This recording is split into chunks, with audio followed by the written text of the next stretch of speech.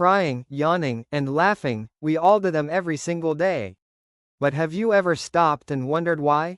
The real reasons are stranger than you think.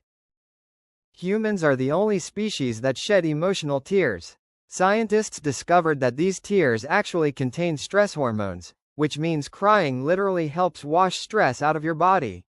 But it's not just about stress relief, crying is also a survival signal. It's our way of showing others we need help or comfort. So, next time you cry, remember, it's evolution's built-in SOS signal. Yawning isn't just about being tired.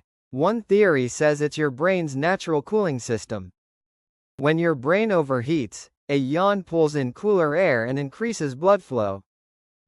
And yawns are contagious. See someone yawn, and your brain mirrors it automatically.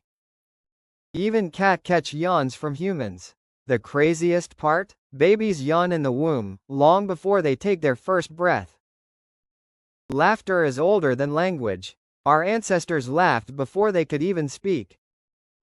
And whether your laugh is fake or real, your brain doesn't care. Both release endorphins, those feel-good chemicals.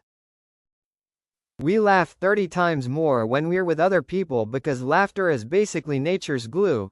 It bonds groups together. And it's not just humans. Rats and apes laugh too, though sometimes at frequencies we can't hear. So, the next time you cry, yawn, or laugh, remember, these aren't just quirks. They're powerful survival tools wired deep into your biology.